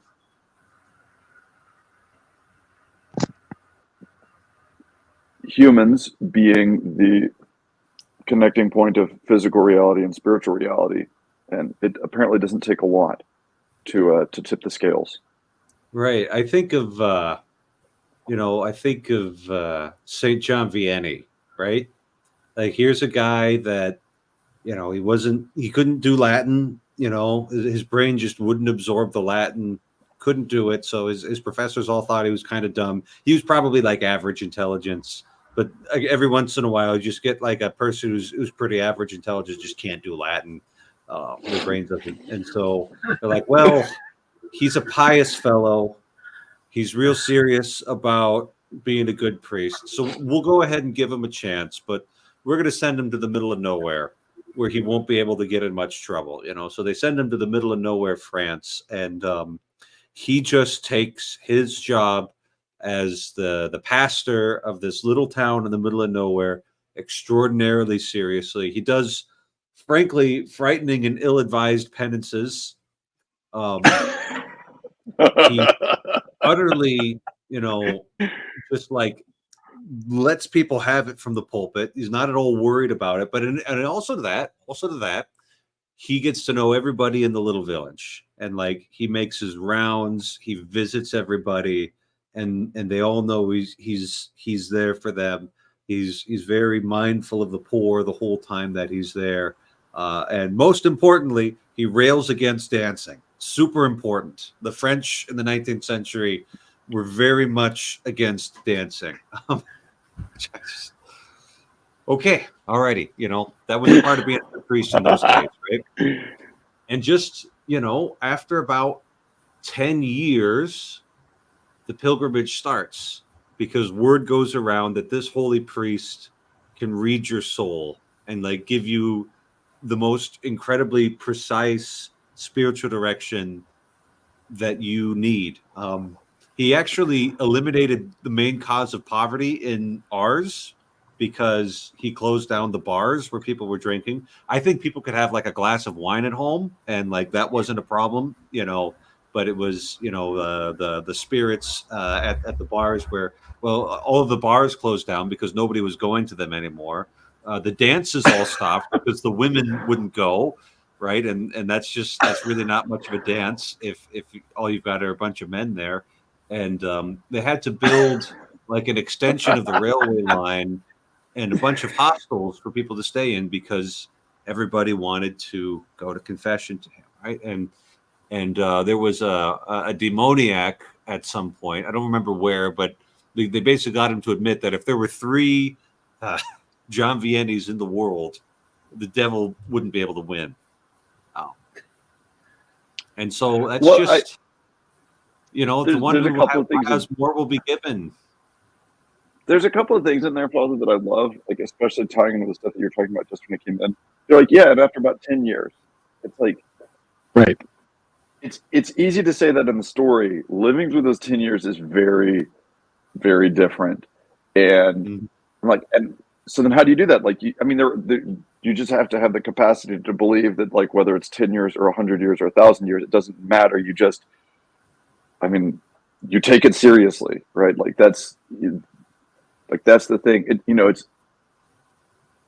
seriousness is such an interesting thing, because like there's a lot of like downplaying seriousness, and people like my siblings are great. My siblings are also really wonderful people. They're actually basically more wonderful than me. And people are like, what do you think it was that was like, what'd your parents do right raising it? And I was like, I think they took us seriously. Like, I feel like that was probably the biggest thing. Now, my parents were wonderful people as well, but there's this thing where it's like they took parenting us seriously, and that didn't mean that like it's not that we didn't have fun or any of these things, but like that notion of like responding to the reality of a thing, even when it's not constantly giving you the feedback, when you're not getting the slot machine feedback of like, oh wow, you're doing something really important, which, Father, as a priest, I'm sure like you get all the time. It's like you're administering the sacraments, like, oh my goodness, but like the Eucharist doesn't glow every time you consecrate it. There's not like a beam of light coming down on you every time you offer Mass, but that doesn't change what's going on there. And so it's like, same thing, could you do it for 10 years or 20 years or, whatever it is, without seeing those things? It's funny that you say that, though, because it also reminds me of the monastery in Eastern Oklahoma, where we'll be going to a walking pilgrimage next month. There's going to be like 2,500 people. This is only the 5th year that they've done it. There's about 500 more pilgrims every year that make the walk. And it's like, you will go off, go be in nowhere, France, and then it's like, he just takes it really seriously, and then you've got people crowding in, and it's like, yeah, these monks are like, yeah, we're just going to go try to live the way St. Benedict wanted us to live. Like, we're going to take it seriously. We're going to do the real thing. We're going to pray. We're going to pray the divine office in Latin, and we're actually going to sleep as little as the order, the rule of St. Benedict says. And it's like hundreds of people have moved into absolutely nowhere, Oklahoma, just to be near this monastery. It's so funny. It's like, we want to go where it's, important things are happening. It's like, no, don't. Just go do what you're supposed to be doing, and don't. That is the important thing. I mean, one of the pieces of nuance I wanted to add to your Lord of the Rings, your excellent Lord of the Rings interpretation there. Merry and Pippin are not the best of hobbits. They're screw ups, right? And they're like, they're knowing sinners in a way. If you wanted to relate it, to the Anglo-Catholic way of thinking, they know that they're troublemakers, and they're okay with that role. Like, they're like, yeah, we're troubling, but also they grow they make the mistakes and get hit with them to a far greater extent than Frodo and Sam. Like, they're making serious mistakes, and they're getting called out for it all the time. And Frodo and Sam are, I mean, they're not perfect, but like pretty close, man. Like, like they're doing pretty good work there. But to your bigger point, the thing that flips and makes everything work is Merry and Pippin. It's not Frodo and Sam. They were screwed. They weren't going to make it. And no one knew that, and no one could have known that, right? And this sort of harkens back to something you said, like in the very beginning. You were talking about being part of a story that it doesn't have. I think you said any end, but it's more like any possible end, right? And you kind of know that, but I think we're living in the time when we don't know that, right? And so we watch something like Lost, right? And I'm a huge Lost fan. I want blood. I want heads on platters, man. I am so pissed off about that ending. To this day, I put huge amounts of effort into watching that stupid show. Huge. You wouldn't believe. You should have seen what I was doing with this old Toshiba laptop so that I could DVR the show.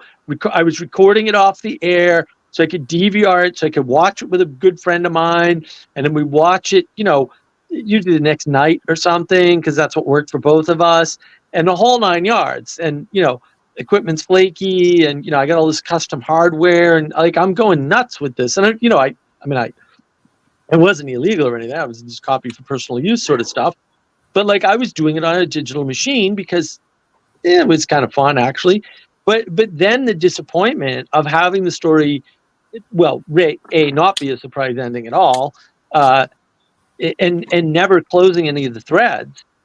And people don't see that. Now the way we refer to that is emergence is good, because it's constant emergence, and people are constantly talking about emergence. And I'm like, yeah, but things emerge. Like the fact that they correlate with other events, like, I would have met this person if I hadn't have joined this YouTube community. Like, well, whatever, but you might have met them through another YouTube community if that's what was meant to be. But you might have met somebody else, and they might have been better for you. Like, I don't even know. Like, the fact that happened isn't interesting, because things like that are always happening, right? You have to, so I think the sense that you're discussing, where there's no end parentheses, I really like the way you framed that, by the way. I think that is not even so much whether or not the story, quote, has an end or an eschatology or whatever to it. It's more, do you have a way to participate with that story to forward that end? And that's the sense that we're missing, which is why we'll go with climate. Because, going with climate, if climate is your highest value or whatever, or climate your God or whatever, right? Because if you don't have one's going to be assigned to you, then what happens is you're a parasite and you should kill yourself. For real. Well, don't do that because it's not correct, but like that they can't see it. This is the thing about Final Cause, which, as Father Eric says, make Final Cause great again. People think that meaning comes out of form and matter, and it doesn't. Meaning comes out of the final cause, which is what draws things towards it. And so meaning actually comes out of the future, right? Yes. That's the weird thing. Everyone thinks meaning comes out of the past, and it doesn't. I think identity comes out of the past, but meaning comes out of the future. Yeah, that's correct. And so that's, again, this is the cool thing about, Christian revelation, is that you get to live in the story without having to guess. Now, the gap comes in how does what happened today connect with that final thing? And what you're saying is exactly right, Mark, which in the language of Christian moral doctrine would be to say, are you doing everything in charity? Because that's what that means. When you say, am I doing everything in charity, means, am I doing everything ordered towards the final cause of all reality, which is God's goodness? And then it actually doesn't matter what you do or how you can see how it connects to things.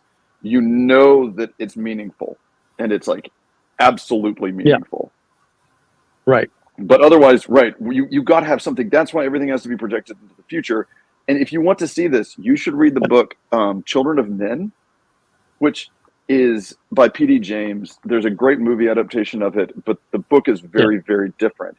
And the premise is women just stop having children. Like the youngest person is like 27 years old when the book starts. And the reason that I like the book more than the movie is the movie is this sort of like action thriller. The book is such a slow burn that you don't. It's only by I feel like I was like halfway through when it finally crashes in on you that everything in the world that we do, like especially in secular society, is founded on the basis of children, of there being children, and nothing we do economically, politically, artistically makes any sense if there's no children. And P.D. James, being a good author, doesn't come out and say that. She just lets you finally look over your shoulder and you're like, oh, we've got to figure something else out.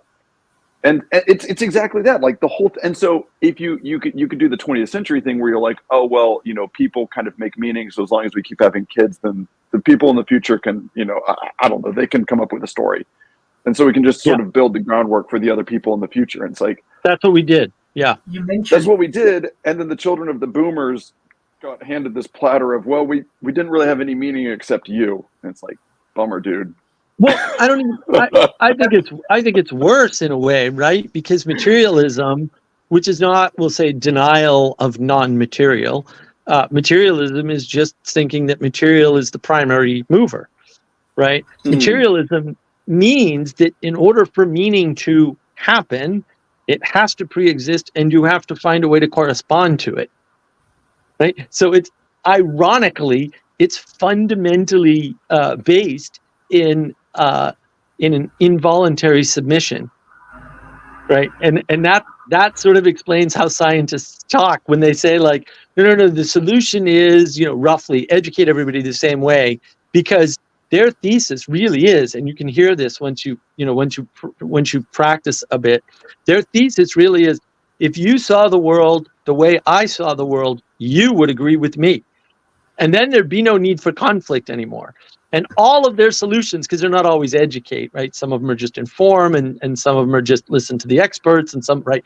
But they're all some form of, if you saw the world the way I saw the world, you'd agree with me, right? Because that's the objective material reality stance, where there's an objective space, it's a material space, and that's reality, and that's what we're conforming to, and that's what the philosophers mean when they talk about, we don't have direct access to reality, and look, we can prove that materially, right? This is just science trying to do philosophy is just laughable. They're all too dumb in the right way to actually do any philosophy, and so they cast it in scientific terms and material terms, and they get philosophy completely backwards in most cases, because they're starting from this materialistic frame. And the other thing I wanted to loop in was, you said earlier, like, well, what does God want for us or something, right? Like, what is our requirement? The only way to get unity is to point up at the same thing from your individual location. And the only way to participate with that is to have multiple participations for different people, because it's too large a problem for any one person to tackle in some sense. And you also don't want to focus on anything lower than the highest thing, because that's the Tower of Babel, right? And so there's this careful balance between looking up all the way, and participating in a structure, right, that will get you there. So I'm gonna because when you say the only way to get everyone together is to look up, I'm like, yes, and then you have to look at the highest thing and not anything lower, otherwise it's the Tower of Babel. Yes, but you still haven't distinguished between Christianity and Gnosticism, because Gnosticism would make the same claims. And so the difference is that Christianity claims that you can find the highest in the lowest, right? So you can find the participation in divine love by serving a worthless beggar, or by venerating the saints, or by raising a family, or by cultivating a garden. All of these things where it's not simply that you have to look at the highest, but that you can you can ultimately find the highest in all good things, and the creation is fundamentally good. So the brokenness is sort of an extrinsic quality to created being, rather than being something intrinsic to it. And so, yes, I agree with you, but I want to add that sort of like caveat there, where you have to say, okay, well, what does it mean to look at the highest and not look at anything lower? Because you can, and that is so. For instance, that's the problem with viewing someone from, say, a utilitarian perspective. What are they? Yeah. How are they economically productive? Well, right. You're looking at something lower through a low lens. You're looking at them through politics, economics, education, right? This is the mistake I used to make all the time. I valued people on the basis of the knowledge that I could acquire from them. It's like, that is just terrible. Yeah. It will, I mean, it'll just, and you can see it. And, glory be to God that so to go back to the truth and peace thing, because I think there's a lot there, and I'm trying to just flesh this out. I think that when you think you're pursuing the truth and peace is disrupted because of it, I think that's God's mercy showing you're doing it wrong.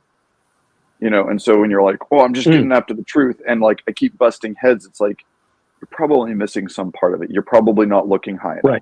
Right. Well, I wanted to address your truth and peace relationship. I mean, peace is a lower emergence from the proper orientation to the true, the good, and the beautiful. And that's you what can't. Augustine said, basically. Oh, What'd did you he? say? Oh, well, I can then. I've cross-checked him, and he must be correct, since I also came to that without reading him. So, has to be true. I'm gonna stick by my role here as a dog-headed independent verifier. Right? I'm a fact checker. Fact checked. Sorry, was was the dog-headed thing a reference to St. Christopher? Because if so, that was a masterstroke. Okay. Yes, it is. Beautiful. Love it. Well, that's Sally Joe and her.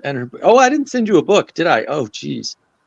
Have you got something? Email me your address, Ted, so or send it to me on Discord. I'll send you some dog-headed books. I have a bunch now.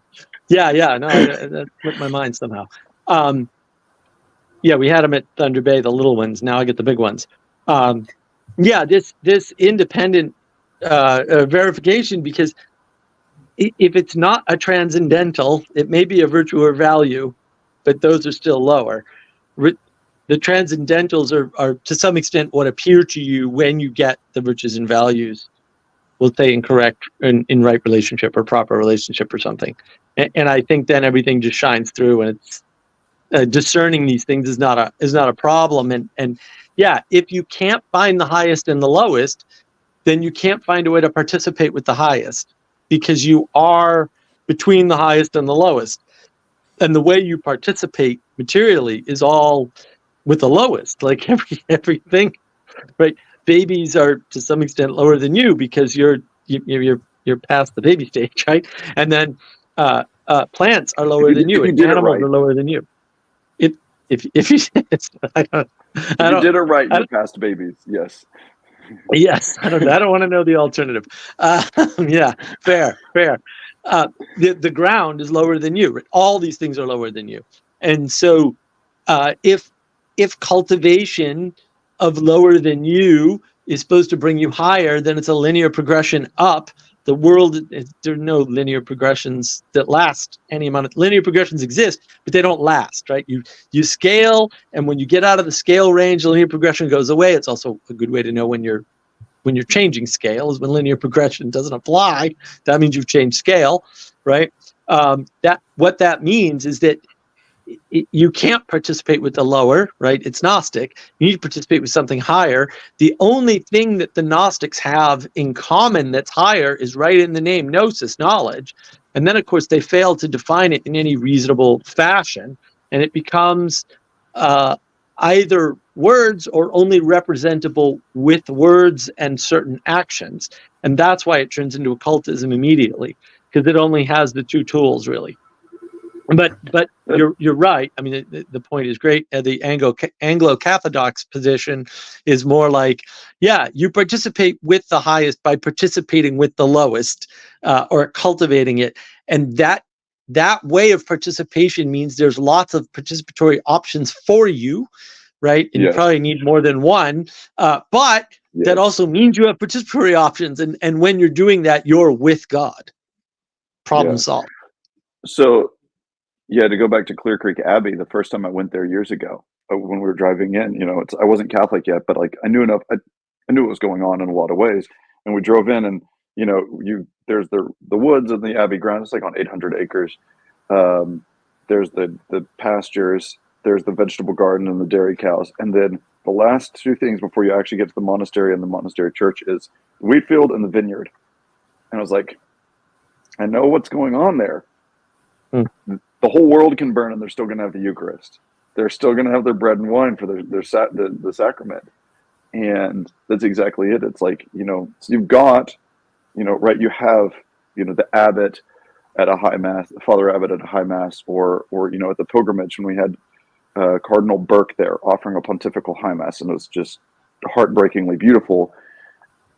But it's still the brothers, the lay the unordained brothers in the monastery who are plowing the wheat field and growing the wheat and pruning the grapevines. And it's like, it's all there, and that's coming out of the dirt, right? It's the dirt and the rain and the sun is giving you the wheat that you stick in the ground, and it's like that's the whole thing. And so in that way of looking at it, the Eucharist is the way in which the whole scale of reality is pulled together all the way, and then it's an invitation for you to participate in it, being what you are. Fundamentally, you're a tree, right? This is why in Genesis, the parallel between the creation of trees and man is exactly the same in the Genesis account of creation, is because a tree is the thing that has its roots in the ground and its leaves up in heaven, right? And that's what we are. We're material and spiritual, which nothing else is rational and material. We're the only rational material beings. And so we're an echo. Like there's this weird echo between the human person as a microcosm and the Blessed Sacrament, which is this union of the divine being and just like the most basic physical level of reality. And so you should, take that all as a hint as to what's most important, I guess. Pull together heaven and earth, right? Pull together heaven and earth. Yes. Yeah. Meaning crisis solved. As it turns out, everything you do can be meaningful. Every single last thing. Right. Well, and that's do it all for God. And that's how you gain the quality relationship, right? Which solves the intimacy crisis, which is the cause of the meaning crisis, right? Which is kind of where we started. Like, there's a lot of people going out of their way to make sure you don't talk to other people anymore. You interact with machines, and you may think that is financially motivated for them, but actually, while it may seem that way, it can't be true. It just costs more money. And exactly, Bruce's excellent observation. And Bruce and I would know because we've worked on these systems. So for real, not close to cheaper. But the removal of the human from human interaction and the focus on individualism is really tearing things apart. And the things it's tearing apart are just human relationships. The other things are collateral damage from that. They're second order effects, strictly speaking, from that collateral damage. And one of the problems is, don't take this the wrong way, Jim. But one of the problems is we tend to focus on the wrong things. Okay, no one's going to go march into China and cause a war to fix the Uyghur problem, and maybe they shouldn't even. I don't know. I mean, I could go either way on that for sure because I'm not a big fan of China, but also I don't want to kill a bunch of Americans in another foreign war, and I'm perfectly happy to let Europe burn for their wars too. I'm done with that trick. But we don't know where to focus anymore. And if we have too many things to focus on, like we could focus on Ukraine, we could focus on China, we could focus on any of the atrocities in any of the African nations, because there's just thousands of those practically every day that are horrific, and no one talks about. We could focus on Europe slowly, destroying itself through various means, right? Well, we could focus I think that's a drugs. totally wrong take. Let's face it, America is an empire. You can't see. America's not an empire by any historical standard. You can't sort of say, "Oh, that's none of my business." You, especially you, US of A since 1945, where the British Empire has fallen down, have taken over. And I don't. bear the I don't- responsibility. We're not doing. No, we're not doing. The good old US of A.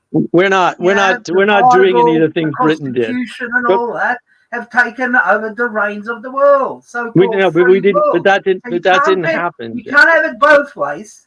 You No, but that didn't happen. But that didn't happen. You cannot have it both ways. You've got to be critical. See, you're England, talking like a member of the empire. England deleted its empire on its own. Roman cannot be crucified because he's a citizen of Rome. Meant something. I'm an American. That's great. England deleted the empire on its own. I just want to pick up on Ted what he mentioned, and I'll shut up.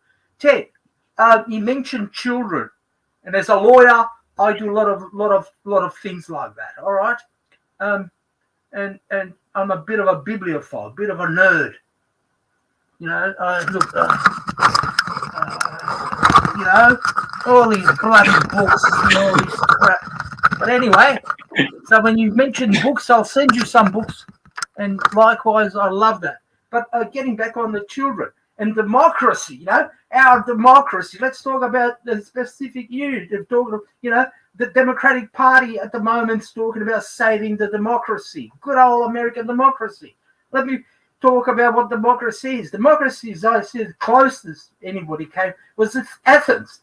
Now, in Athens, to be a democracy, you got to. It's a polis state. About 8,000 to 10,000 people. You knew each one either by name or by sight, and only men could participate. Over 30, and you have to have a stake in the state. You have their real property or kids, family. If you're a single mom, if you're a single dad, you know what they used to call people who didn't participate in the public square? Idiots. Idiotum. That's where the word comes from.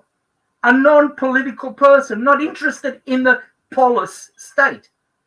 So getting back to 24th century, our thing, and we got Kamala.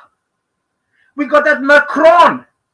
I don't know whether it's a he or a she. There's a big doubt about the so-called wife, her sexuality. What about all those, half the politicians of the world, the Western world, are not married. They haven't got a stake in there. Whether we have Third World War, we burn in hell, they don't give a damn.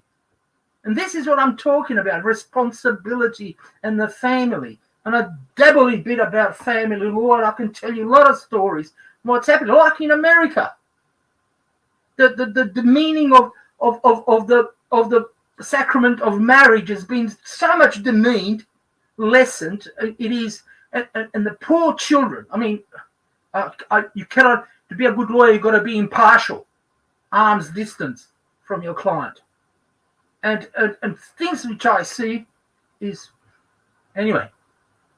When I say the other thing, talk about it says I've got 4 kids and I've got 2 grandkids, and you know what the question these days is she your second or third marriage?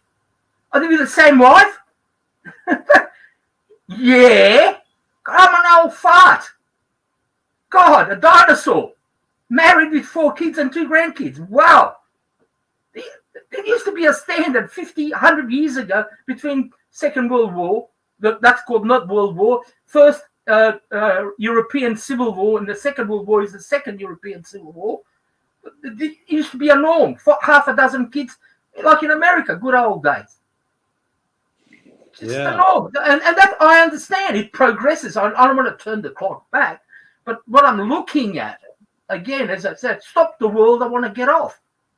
You know, if you philosophically look at it and see the things which are happening, which I do firsthand for many years, for about 40 years. So it's devastating. If this is comforting to you at all, I'm trying to be optimistic about it. This is no. So, but Jim, here's the thing, and this is one of the hilarious. This is one of my favorite. I go on a tangent. I'll shut up. One of my favorite things that Jonathan Pageau ever said was when he compared the Jordan Peterson's philosophy to the end of the Inferno, where they get all the way freezing. You talk about Dante's Inferno, right? The bottom of the pit of hell. They're clinging to the frozen side of Satan, and all of a sudden the whole world flips upside down, and they're going up to purgatory. They're headed towards heaven. And he said that's exactly what happened with Jordan Peterson, where he took Darwinian socialism seriously enough that he realized that the number one implication of Darwinianism is that you should be a traditionalist. Yep. And that you should believe in religion. Like, if you take Darwinianism at all seriously, you have to be a traditionalist, and you have to affirm to an ancient religion. Like, just full stop. The reason that I say that, Jim, is that a society can turn away from the sacraments of marriage and from giving birth to children and raising them well. And you know what happens to a society like that is it dies, because that is how the world is. That's the shape of the world.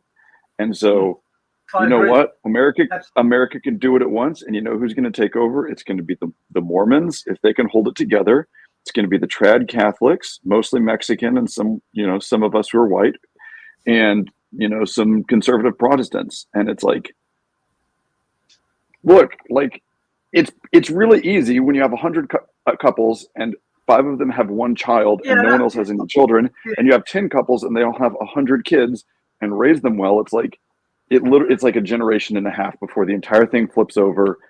So like, it's okay, just keep the quality. And agree, but my question goes a bit further up, and the question which I'm posing to all of you is, there's a thing, and I'll be very expressive and vernacular, and maybe even offensive. Shit doesn't happen just like that. Again, it's not a conspiracy. There are certain things, economic factors, why, for example, there's no kids, no more families.